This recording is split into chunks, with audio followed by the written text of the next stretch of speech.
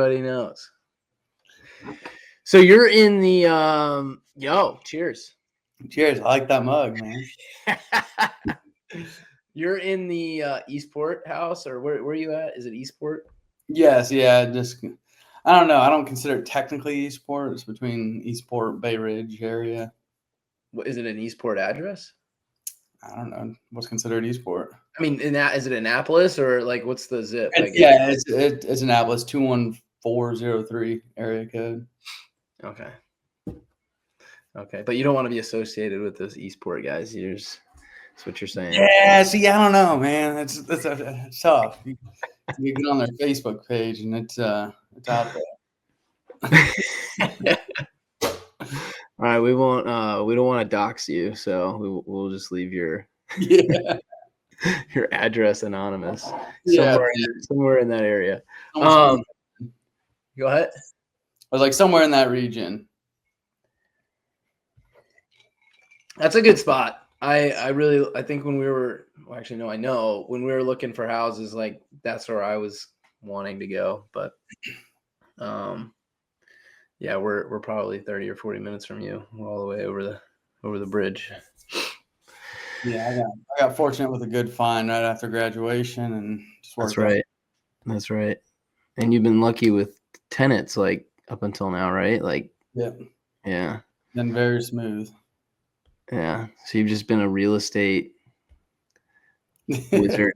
It's so funny. Like, I don't think we have enough time to really dive into remember when I moved to Annapolis last year and we got dinner and you like went through your saga of like exiting the Marine Corps and how you ended up like here and working for the company. And I'm just like, just blown away, just sitting there like, wow, if I would have been freaking out like the whole time. And meanwhile, you have this like beautiful home in Bay Ridge, like to come back to, but you're like sleeping in cars and trying to figure it out on the streets. Yeah, over on the streets.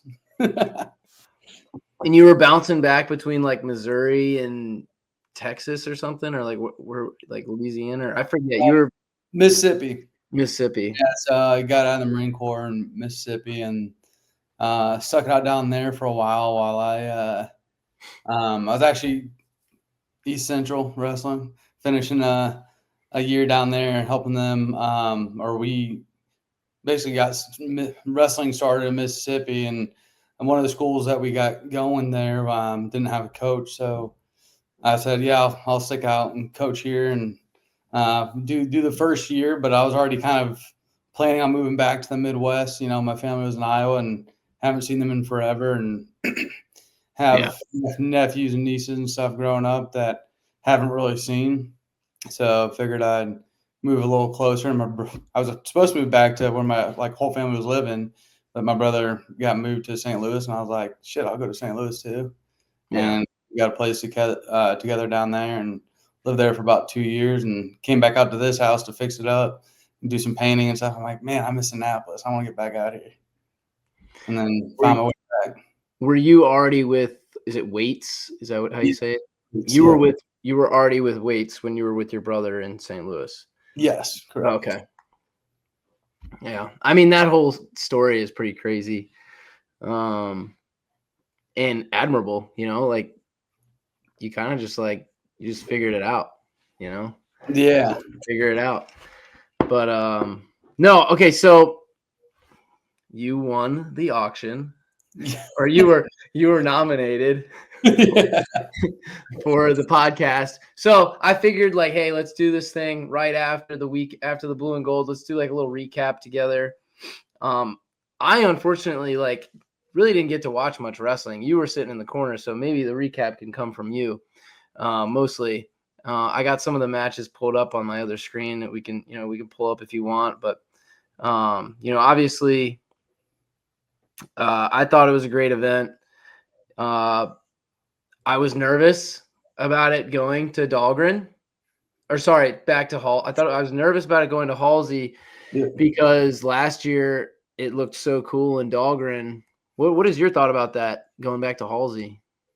Yeah, I mean, honestly, I'd really like Dahlgren, just the atmosphere in there, with it not looking like a field house and kind of being very historic, having that, Naval Academy vibe throughout. Yeah, for sure. But Halsey worked just fine, right? I like being able to have the fans close to the mat, like closer to the mat side, which I feel like gets everyone more amped up, to get out on the mat. And when people are cheering, you can hear them. Versus, sometimes if you got a huge arena, it's not, they're so far away.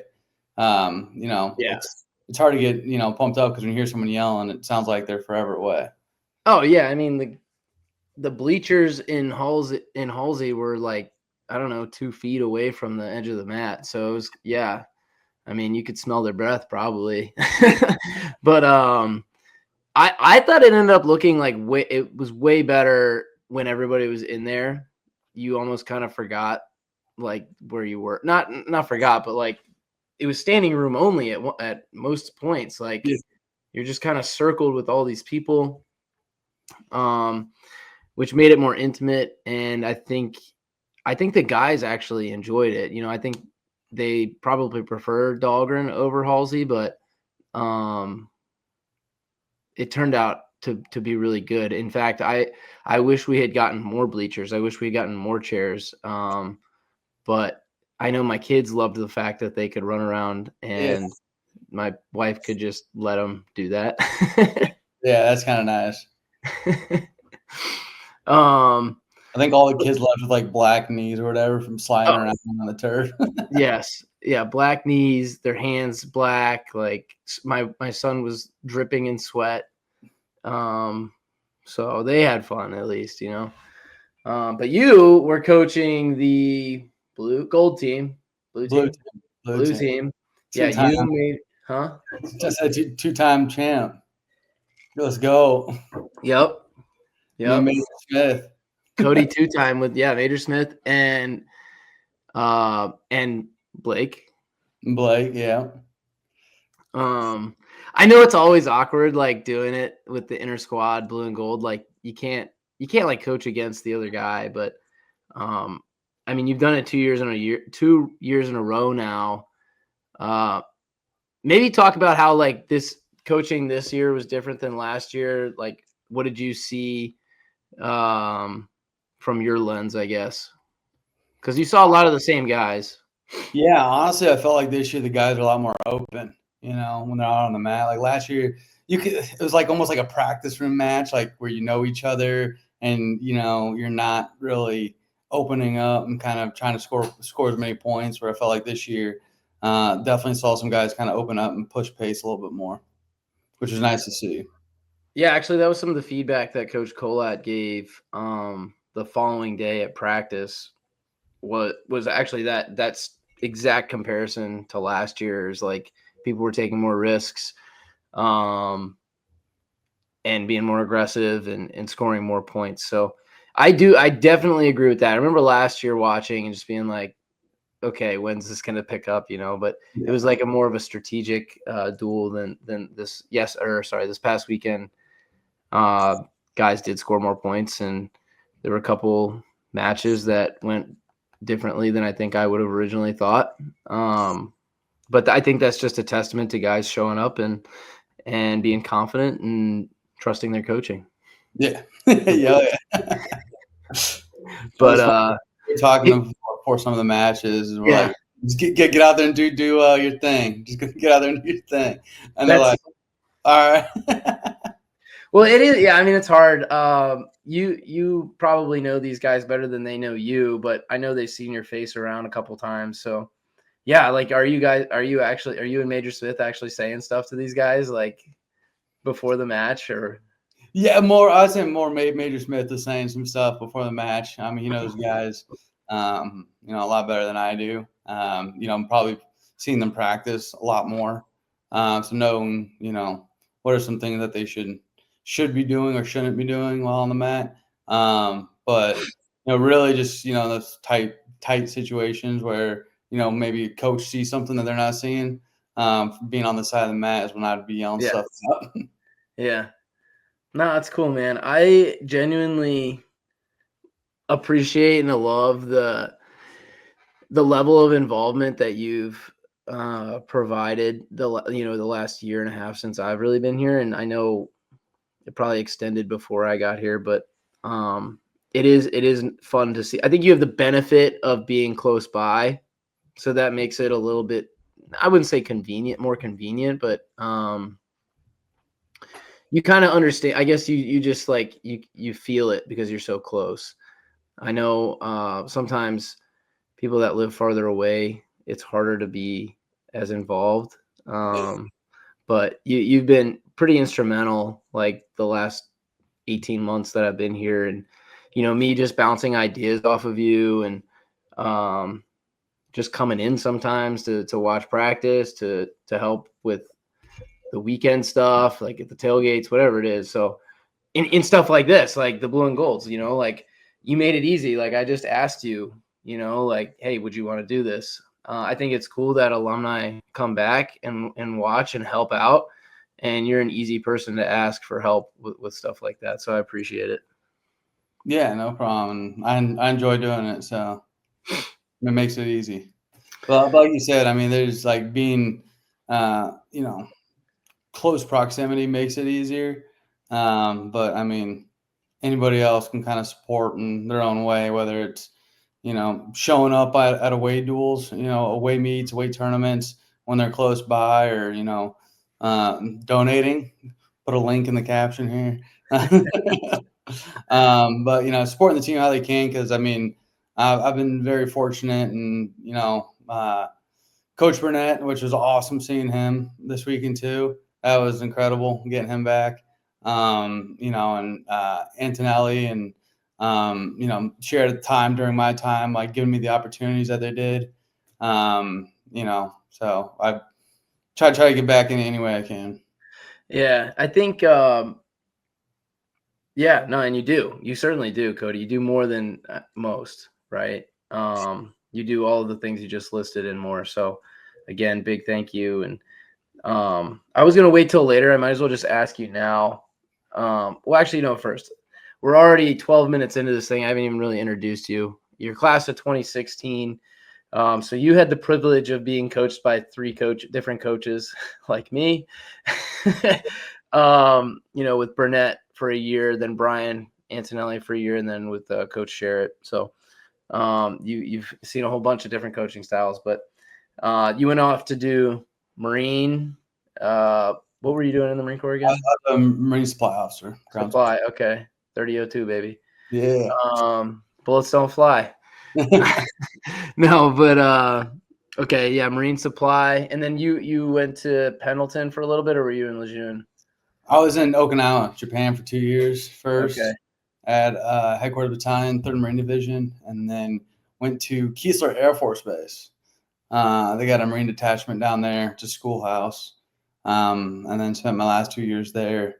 And that's when I found out Mississippi didn't have wrestling. Try to get things going down there, or helping out to get things going down there. That's right. So that's how you ended up in Mississippi. It was the Air Force Base thing. Yeah. Wow, what a wild. Did you pick that, or your monitor just? Dude, honestly, it was like I was like an out of season mover. It was one of those things where they give me a list of 5 things, and all of them didn't sound great. So I picked one that was just kind of like the wild card. Ended up being, like finding myself in a situation that was pretty awesome. So I say they didn't have wrestling. They did have wrestling. Shout out to Coach Snow down there in Ocean Springs, Mississippi. Another, Midwest-ish boy. I don't consider South Dakota the Midwest. That's like the plains. But no, he kept a program going down there for many years, having to travel, to Panhandle, Florida, Southern Alabama, and Southern Louisiana, and helped out with him for a year, and then was like, yeah, this just ain't cutting it. Like, how do we get wrestling in Mississippi? And made some phone calls, and got linked up with the right people there in Mississippi, and next thing you know, the next year we have like 10 teams. So yeah.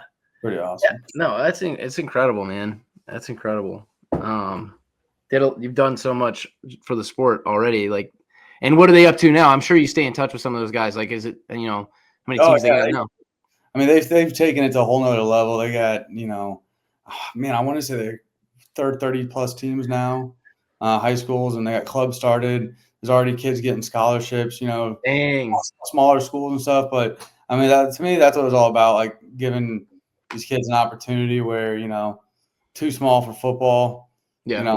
can't throw or hit. So, because down there, it's football or baseball, it seemed like. And wrestling, when I brought up wrestling, it was, man, the funniest thing ever. When I started, found out I was going to be coaching at East Central since they didn't have somebody within the program that really knew wrestling, or at the school that really knew wrestling. And so they're like, yeah, we would love to have a team, but don't have anyone to coach it. So I was like, all right, I'll do it the first year. And so I show up to the football game to try to like recruit some people, talk to parents, kind of get things going. And one lady just looks at me and goes, "Oh man, I don't think my boy can wrestle. He's scared of heights." And I looked at her and I was like, "What do you mean scared of heights?"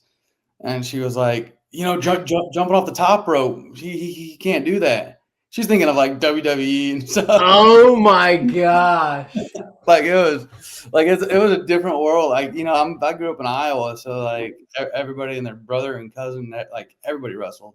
And, trying to convince these people what wrestling is and, how great of a sport it is. Like Yeah. it was taboo, talking wrestling was like taboo, especially, they're like, "Oh, they got to wear that leotard thing." And I'm just dying laughing. It was funny. Hey, but it worked. Whatever you did, it worked. That's crazy. So over the span of what, 5 years, really? Like, and you had to do it. You did it through COVID, right? Like that was. Yeah, so COVID was kind of just, I want to say coming to an end, but Mississippi operated a little bit different during COVID. They were doing their own thing. Like I remember, like, most of the country shut down. My parents, unfortunately, my dad had some time off from work, so my parents came down to stay with me, and I was like, "Hey, I'm on home to work orders, Marine Corps. Like, it's a schoolhouse, so like we got to push these kids through, or these Marines through, and." Yeah. So it's like we can't have anyone getting sick and getting them sick. So, I'm on home to work orders, and my parents came down and stay with me, and they're having a crawfish broil downtown. So they're all dipping their hands in crawfish and sharing crawfish with everyone. Like, COVID, what's that? It was pretty funny. It was wild. Oh man. Okay, so like over the span of like 5 years, you went from started with 10, well 0, and then to 30 something now. Yeah, But, well, I'd say one team to 10, and then now like 30 something, I think, is where they're at. And, now I think it's, and we started off. I immediately said like, "Hey, we're doing boys and girls wrestling," but the schools said they can't. Forgot what they can't compete against each other. That's like the Mississippi High School Athletic Association. Like they can't compete against each other. So it's like, okay, we'll have girls wrestle girls, but when you don't have that many, you got like 20-pound differences between the girls, and so that was kind of tough, but they all enjoyed it. It's really just getting out there and competing and having fun. And that's kind of what it was about at the beginning. it's kind of weird that Missouri doesn't have more high school level wrestling when Mississippi. Sorry. Yeah. Okay. Missouri's, yeah, and then I was gonna say Missouri's, yeah, they got a lot of wrestling. Yeah, I was gonna say because University of Missouri is like Mizzou is good, but yeah, no, I don't know why I had Missouri on my brain. You're right. Well, darn. Well, University of Mississippi will have a program soon. Yeah, hopefully. I mean, Or Ole Miss. Yeah, Ole Miss, Mississippi State. I mean, so even if they get like, I was talking to some guys, I was like, hey, if we can get even like Southern Miss, like a smaller school, but like Division I still, if we can get them to get wrestling, join, was it the Southern Conference? Yeah. Well, so that's kind of like the next step. Yeah. It's a pretty wild story. I wish we could sit on here and recap all that, because it is pretty wild how you went from captain in the Marine Corps, right? No, I got out of the first lieutenant. So first lieutenant to now crushing it in sales with weights. Maybe let's talk more about like this past weekend. Was there anybody that really stood out to you? Like, do you remember watching a certain match and being like, dang, like both these guys are getting after it, or somebody that actually like really impressed you? Yeah, I mean, honestly, the heavyweight match. Yeah. Man, I'm horrible at names. Can't remember anyone's name, and I sat there and talked to his mom because he was a Louisiana boy. Spencer. Yeah, Reynolds. Spencer. Yep, Spencer. Yep. Watching him, I know he gray shirted last year. Is that correct? Correct. Yep. Yeah. So Um, we can talk about Spencer a little bit, but yeah. So go ahead. I mean, I just know he's he's a big boy, but watching him move out there is like, you kind of forget that it's a heavyweight match. You're thinking the way that they were wrestling was like, 184, 197, something like that. Yeah, Spencer is And Louisiana. did he cut weight to heavyweight? You He bet. gotta lose some weight to.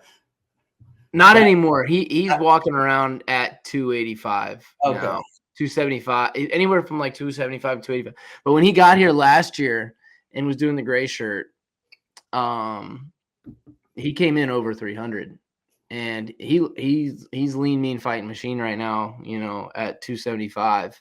He's a ball of muscle for sure. Yeah, he's been fun to work with, and I'm actually glad that you picked him, and we can talk a little bit about that because not a lot of people know about the gray shirt thing. I don't even know if you knew about that until you talked to Oh, Spencer's mom. yeah. Yeah, so you're familiar with naps. Most people are familiar with naps. Where if people need a year of development for wrestling, or just need a year to get their grades up, whatever it is. Traditionally, like, we've sent people to naps, and they've gotten that extra year of wrestling. They get a full season of collegiate matches, and then they come down here and start their plebe year.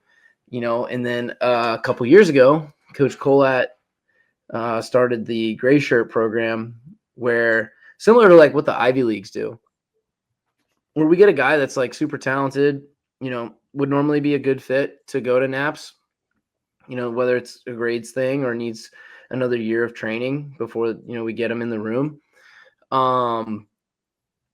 But they will do this gray shirt thing where they hang out in the Annapolis area. They take collegiate classes at the Anne Arundel Community College, and then have to reapply to the Naval Academy again, similar to like a preps year, like a foundation year. That's actually what I did. But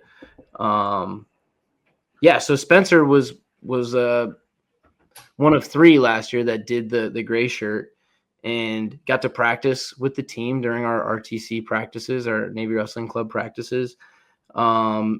Took classes at the community college down the street, and then got about 30 matches last year, and beat some like ranked opponents as a gray shirt. So he had a really good year. We're excited about him to have 4 years wearing the singlet. So it's cool that you mentioned him, so I could share a little bit about that program.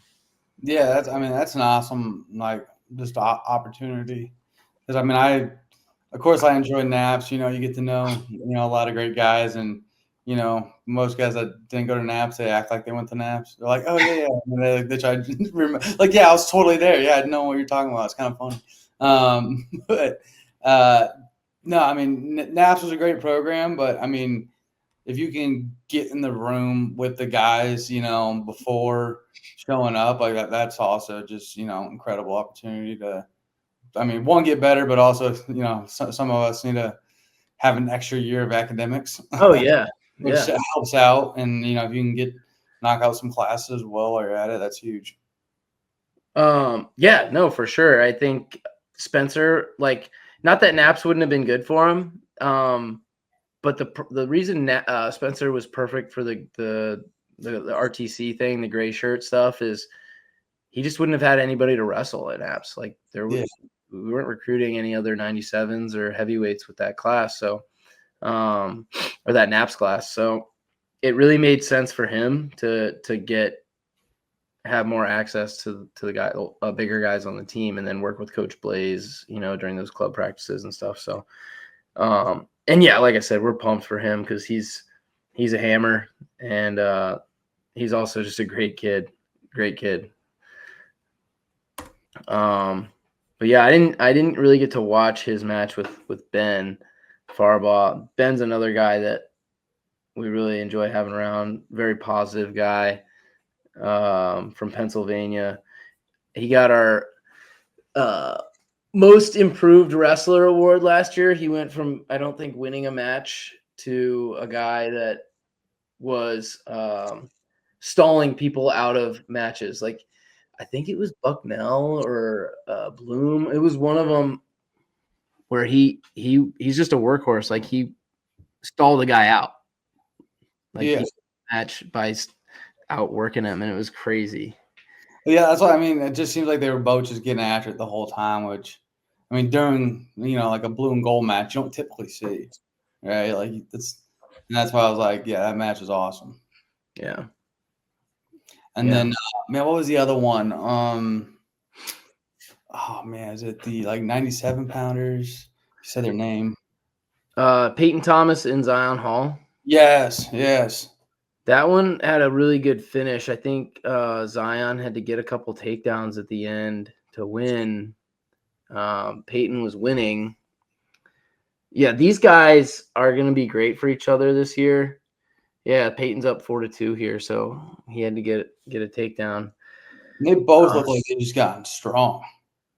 Well, Zion is coming up from 184, and he looks every bit of a strong 97 pounder. Like, he does not look smaller than Peyton. I don't think either of them cut too much weight, but these guys are going to be so good for each other this year because they're just going to continue to challenge each other and make each other better. So I agree. I admittedly did not get to watch much wrestling this night. It was around talking to people and alumni, but when I saw that Zion had won, I was not surprised. I was just like, because Peyton's a returning NCAA qualifier. These two had wrestled earlier in the week, and Peyton had beaten him in a close match. So not that I was surprised. I just was like, that's how I feel like it's going to be all year. These two battling back and forth. So yeah, I agree. I'm excited for the 197 for us. Is like, we got two dudes that know how to wrestle really well. It's good. Yeah, and that's awesome. So you're just gonna push each other in the room, and when it comes to match time, make sure pick the guy who's the healthiest, or coach has an opportunity to say, hey, I think your style is gonna do better against this guy, which is great for a coach to have. Yeah, absolutely. And then we did the social. Yeah, that was great. House. Yeah, what did you think about the setup and everything? I'll give you my perspective, but I want to hear your perspective first because I think you'll have a better.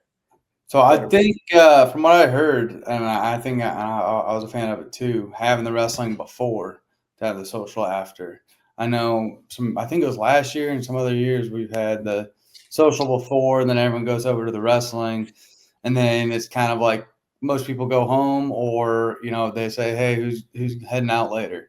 But I think having the wrestling earlier and then having the social afterwards definitely seemed like there was a solid crowd. I mean, for a while there was shoulder to shoulder in that room. We might need to find a bigger place next year if we can have the same crowd plus more show up. I might need your help with that because I mean, DTA, there's no big spots, but yeah. I think, maybe like second floor Metropolitan. It's got like 2 rooms. It's got like a bar area with like some standing room, and you can put some food out, and then a bigger room in the back. You think Buddies would let us take over the top? Because that's pretty big too. Oh yeah, that's huge. Yeah, just kind of reserve it for a night. I don't know. Well, that's a tomorrow problem that I'll probably push to the following tomorrow. But no, I agree. Dude, 100%. The social after the wrestling was way better. 100%. The only thing I wish would have worked out better. Well, maybe it worked out. Again, you might be able to offer a different perspective, but wrestling ended. Well, first it started like at dinner time, and then it ended at 7:30. If people didn't eat before the event, they're probably starving. And then we just go over there and socialize and party. There wasn't food over there, so that's one thing that I'll have to take into better consideration, I think, next year. But I know there were people that realized they weren't getting food and then just went downstairs and like ate at the bar really quick and then kind of went back and forth. So Yes. I don't know. Did you notice that? Or Yeah, I think that was fine. I mean, people that wanted to eat, or they go downstairs, order food, and eat real quick, and they came right back up. So I don't think that was too big of an issue. Yeah. What about the microphone was pretty crappy. Couldn't hear anything I was saying. Yeah, I think we need to get a better mic or a bigger speaker, an additional speaker maybe. I don't But know. it wasn't bad. I mean, I think it was just because it was shoulder to shoulder and people were all talking, having a good time, which is great. Like it was a social. So, but when you wanted to talk, you kind of had to tell everyone to quiet down. Yeah. Yeah. And even then, it was still. Still But that's what was hard. That's why I wanted to hear what you said. Like, obviously, I thought it was great. Like, I was overwhelmed with the amount of engagement and feedback I got leading up to the event. So, like, I had to tell Fed House, I was like, I don't know. Like, there could be 300 people cramming into this room. Like, and that's like a good problem to have. Like, I think Greg, our club president, board of directors for the club, he was saying a couple years ago, like, we were we were grabbing people on the street to come hang out, like, before the duels and stuff. When I've got 150 people responding to my like Google form that they're coming and they're bringing a +1, a +2, +6, like, that's encouraging that people, want to stay involved and are actually like reading my emails. So you're doing something right.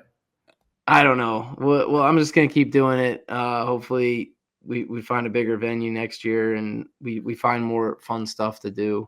Dustin's working a playbook of things. That's kind of his job with the club, is to find fun things to do for the alumni engagement stuff. But we'll definitely do a social before Army this year, February 20th.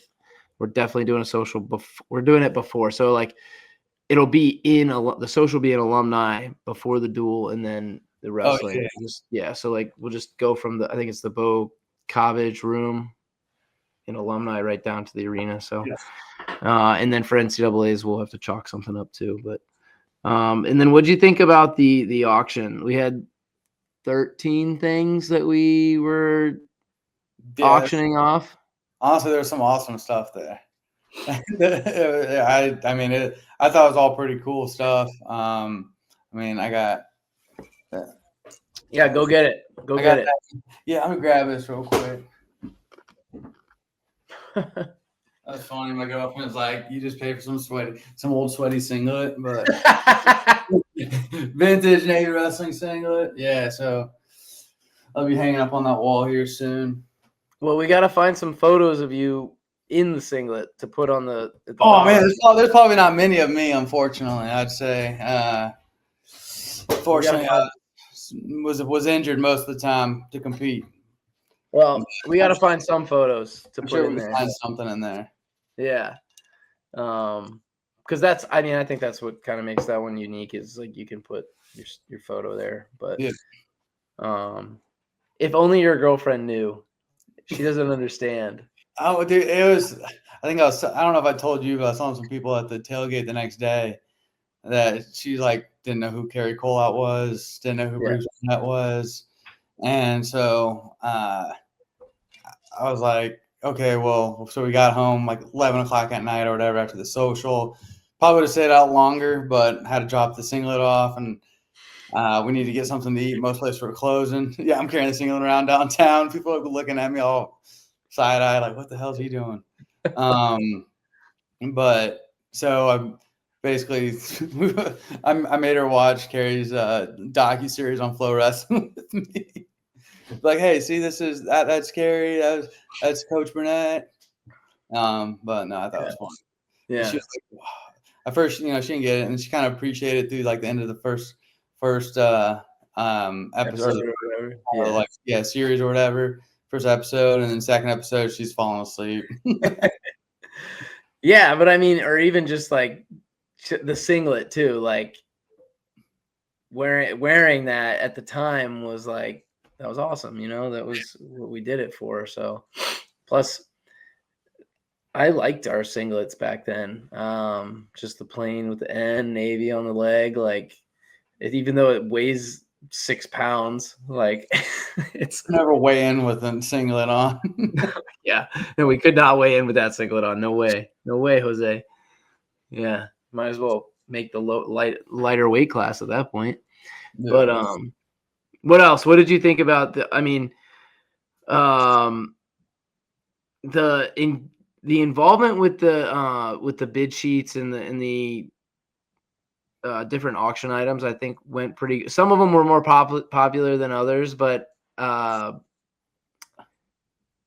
think we might do that again. Like, I think so. First, I'll preface this with a big thank you to everybody that participated in that. It was fun for me. I'm glad that it's done, but I had a lot of fun putting that together, and it would have sucked a lot more. It would have sucked a lot if people like weren't as into it as they were.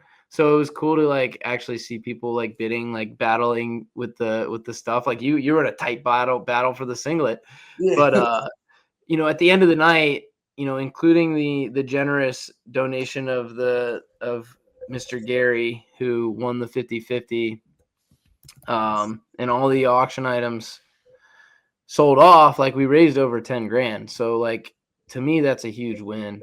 Yeah, huge. That's a huge win. So like that stuff, it goes right back to the guys. And, if stuff like this is going to continue to be successful, I'm going to keep doing it. So I'm gonna have to start coming up with fun ideas to keep this stuff fun. But I think it went good. Like some of the items, like I said, like kind of had to pry people to bid on it. But what were some of the other ones that were really good? The decanter set. Yeah, the decanter set was awesome. I mean, they got the bottle of whiskey. I mean, that thing was I don't know who had the minimum price, because everyone's minimum price kind of made sense. But that one I thought was kind of low, and the first bid was like $300 over the minimum price. I was like, shit, I'm already out on that one. But then no, Coach Reg Wicks, when I was that up, my girlfriend looked at me and she wanted to kill me. I'm sitting there holding the thing, and I kept looking over to you, bidding it up. Oh man. And I looked at my girlfriend. She wanted to kill me more than the people I was bidding against. Yeah. Nick Melfi ended up winning that one. That's who you were. But he had like a whole squad behind him. Like, come on, you can do it. There were people throwing money at him. Like, yo, yeah, I'll give you $100. Just keep going. Yeah. No, that was awesome. Yeah, Coach Wicks, that portrait turned out pretty cool. And then the portrait of Coach Peary was awesome. Colat won the Peary one. But you can put that in the man cave. Exactly. We had NCAA tickets auctioned off. We had obviously cornhole boards. Those are awesome. Yep, Dustin Hayslip won that. I think he bought those for a lot, and then immediately gave them right back to me to give to the tailgate. So like, it's cool. It's cool that like we got a lot of generosity going around. Dustin's a lot like you in the sense that just wants to pour everything back into the program, anything that he can. Yeah.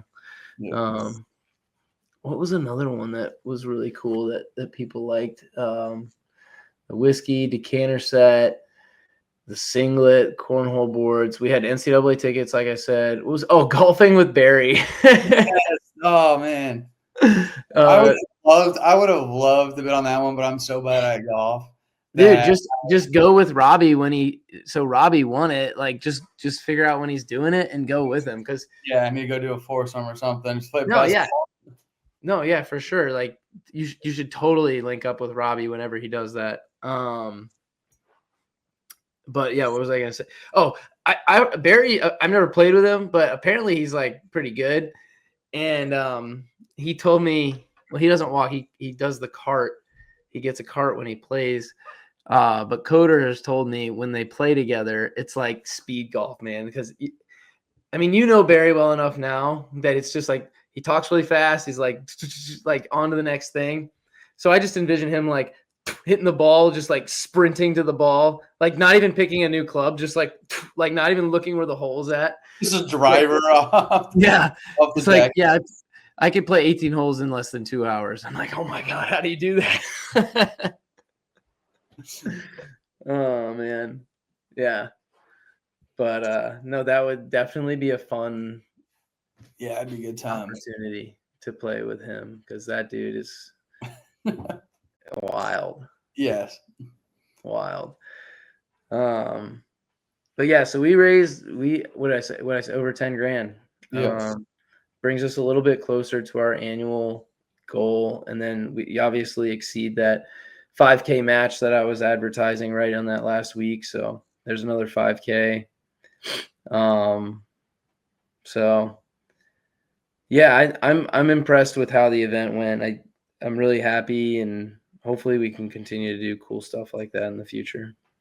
Yeah, no, that's awesome. And I think, I mean, if we can, I was kind of, when you first moved back and we're sitting there at Davis's pub, I was like, how do we get the guys in like Virginia Beach, that can't make it up, but, still want to be involved, and guys in San Diego, how do we get them involved? And whether it's, figuring out how to do a golf outing or, putting together an event, or supporting, I guess, putting together an event at a bar or, something like a social to watch, a match or to, get together to watch Blue and Golds or something like that virtually. Yeah. So maybe that's something we can work on in the future. Maybe have someone, I was standing next to you and someone was mentioned to do virtual bidding as well. Yeah. All those things. Because there's a lot of people that can't make it that are spread throughout the U.S./world, that'd be willing to, bid on some of those items, especially, some of the older guys that had different coaches that, weren't able to make it in. No, yes. I do remember that conversation with Davis's pub, and it's a conversation that you and I have kind of continued to have over the last like 18 months or so. Getting guys more engaged, especially around like our generation. And I get it. Like you and I were at the point of our lives and careers where it's like you really have to be super focused with what you're doing to continue to like climb the ladder or get the goals, whether you're still in the military or not. So it's hard to be, I think, as involved as you, like you've got a whole nother life going on, and then you still give so much back, not just financially, but a lot of your time too. So I think you're right. Like I think stuff where it's like, the guys in Virginia Beach, like, hey, we're going to meet up at Chicks and, here's the streaming link. The guys are going to throw up a projector and boom, like they're going to watch the Blue and Gold, or, maybe they meet up at Corey Wilding's house or whatever, like anybody. That's the first person that came to mind. Yeah, no, I mean, like, obviously I can assist with that type of stuff. Virginia Beach isn't too far away either, though. They can get their butt up here. I know, right? Hopefully they can come for Army Navy, but a lot of one here. I'll ask you this. This is not a pointed question, but I would love to hear your response. I frequently get asked, like what is my money going towards? And I've stood in front of the camera. When people donate, what is my money going towards? And I've done, I don't know, over 100 videos now, or you podcast things like, we need, the money is for equipment, it's for training partners, it's for travel. Like, As a guy who does donate a large amount regularly, you're a reoccurring donor, a monthly donor, and then you've helped get the trailer. You helped, with the tailgates. What do you? Why is it important that you donate? Like, why do you donate? Why do you care? Like, why do you feel like it's a good cause to donate so much? Yeah, I mean, really, like kind of like what I said at the beginning, right? Like Navy and Navy wrestling gave me an opportunity, that I wouldn't have had without Navy wrestling. There's no way I would have been able to make it into the Naval Academy on pure academic merit alone, right? So they threw me a bone and helped me get in, But once you get in, it's your work ethic that keeps you there, and through wrestling and all of that helped me stay there. So that's kind of like why I get back, and kind of the things that I had when I was there, right? Like we had a great group of families that would get together, and we didn't have a team tailgate, right? Like our tailgate was the families that would come to town pretty much every weekend, and we would kind of do a makeshift tailgate. I don't know, well, hopefully Navy people are listening to this during my time, but we'd be like behind the bushes, right? Like we'd be behind the berm of the stadium kind of hiding, but that atmosphere, is like what made us close as a team and friends to this day, and teammates. But and that's what I want for the guys that are coming in and the recruits that are coming in to see it. So and we got Sam who makes the best burgers. It's literally incredible food every single tailgate. It's awesome. I love it. So I will support that 100% of the time. But then just on top of that, right, you got, through the RTC program that has been developed, and having additional training partners in the room that have already been at that level or succeeded that level, that we're all trying to get to.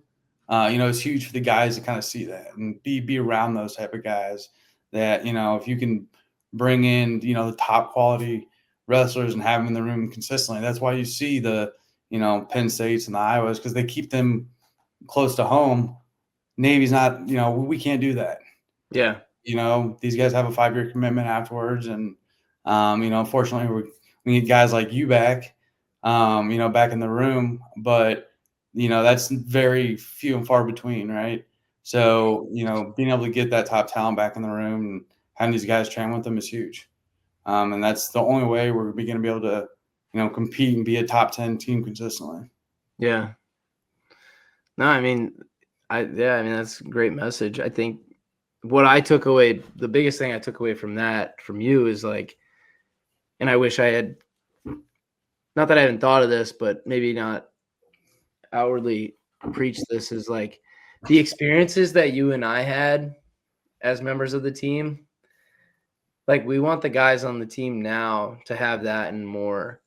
And yeah, like that's what we're doing. Like, this is like one of the best tailgates on the yard. I haven't been scouting other tailgates, but like nobody's making burgers like Sam. I mean, the trailer's sweet. We got the game going, and I think we had over 150, 200 people there this past weekend. We were crowding other tents this weekend. Yeah.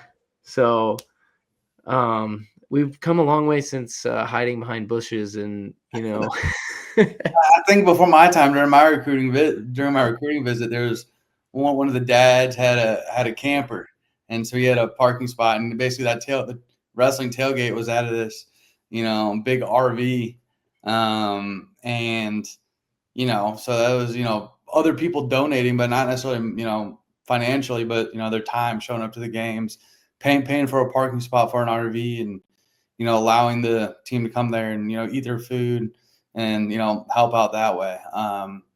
But now it's like, now we have a little bit more organized, tailgate.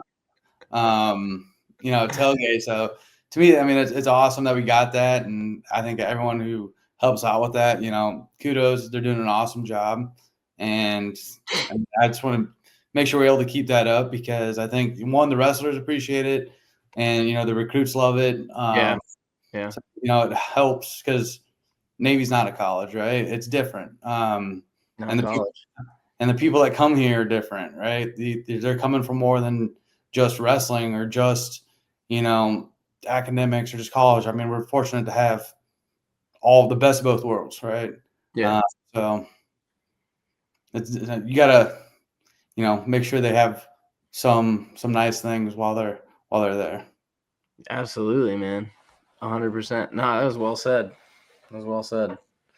It has 100% helped with recruiting. It kind of gives us a home base, like kids will go to the game, and then if they want to leave or go get something to eat, like you don't have to pay $20 for a Chick-fil-A sandwich or like whatever it is. Let's go hang out, and then you can go see mom and dad too if you want to, so it's kind of like a home base for people to go back to. And Sam's always crushing it on the grill. Like he's got it timed perfectly. He gets there at 7 a.m. He makes breakfast for people if they come early. And then, that first wave of people about hour before the game starts, slams it. And then he times it like right at the end of the second quarter because he knows people are going to come back during halftime. And then after the game, he's got stuff ready for people too. And he came up to me at the end of this last one and was like, yeah, we did it perfectly this time. Like, we have no food left. Like, we're not throwing away any food at the end of this. So he's figured it out. Got down to the science. Yeah. Yeah. So, great guy. Excellent behind the grill, but just a very, very gracious person too. Like, he loves it. Like, he does it because he just cares. Like, he just wants the guys to have a good time. He doesn't get anything out of it other than that. So, and it's been fun getting to work with him in that regard too. Yeah. What grade's Nick in? Nick's a second class. Second class. Okay. But yeah, so he wrestled in the blue and gold. He did really well. He won his match. He was 49 last year, so he's cutting down to 41, which so he's had to be very disciplined, managing his weight and getting staying high levels of energy and still like I say he looked thin, but he wrestled great. Yeah. So it was a good match. Yeah, I'm excited for him. And that's just gonna again just similar to 97. Like Ricciardi, he wrestled Caden Ricciardi. He's a plebe this year, direct. But he's a two-time New Jersey State champ. Like, those two are just going to make each other better. He's got another year with Nick in the room. And, it was a great match. It was a tight match, like overtime. So that's one that it's like, again, similar to 97. Like, okay, what's the style here? Who makes sense to put in this? And that's great. It's a great problem. And 41 is a weight that, obviously we lost Josh, All-American last year. So to see two guys being highly competitive with one another, stepping right into his shoes, like, that's a good sign for the program. Definitely. But yeah, man, it was a fun weekend. This weekend though, we got Pitt. We got Pitt Saturday. Pull up the schedule. We got Pitt Saturday, and then Navy Classic on Sunday. Are you gonna be around for either of those? Sorry, I'm not trying to put you on the spot. I just didn't know if you were going to be around. This weekend I should be, yes. Yeah? Wait, if you read some did I look at the calendar right? Or the schedule right? You guys have Pitt Saturday and then the Navy Classic Sunday? Yeah. So the varsity guys not wrestling Navy Classic this year, or how are they doing? No, they are. They will. Damn, that's a lot of wrestling. It is. 2 weigh-ins back to back. It'll be +1 though. So Pitt Saturday at 2 p.m. and then over in West B for the Navy Classic. I'll have a link below the video or whatever for that duel. That'll be streamed in Alumni, and then like I said, Sunday will be in Wesley Brown. Don't have a streaming for that, but I'll have a recap, the following week or whatever. But sounds like a great weekend for the guys that didn't make it, and this weekend to come up. That's what it sounds like to me. Oh, exactly. Yeah, I know. I got to get on the hook and start pinging them. No excuses. Yeah, no excuses. It's a Saturday and a Sunday. It's not a Friday. It's a Saturday and a Sunday. I got a place on Clay Street that can crash it. Yo, let's go. I mean, hey. blow up mattresses and those dudes, yeah. Blow up mattresses. They'll sleep anywhere. Right. I've got rooms too. I've got some extra beds. Or they could just get a hotel or something. But no, I'll bug some people. Well, I don't know. Some of those guys still in if the government shutdown's still on them. True. No, you're right. That's wild. Anyway, Cody, I appreciate you, man. I've said that a couple times now, but I do, and thanks for your time. And looking forward to seeing you this weekend. Yeah, I'll be there. All right, buddy. Well, thanks, Peyton. Appreciate it. And Carrie, shout out to you. Thanks for putting me out to this. Yeah. This is his fault. Thanks, Coach. All right, dude. I'll talk to you soon. See you later.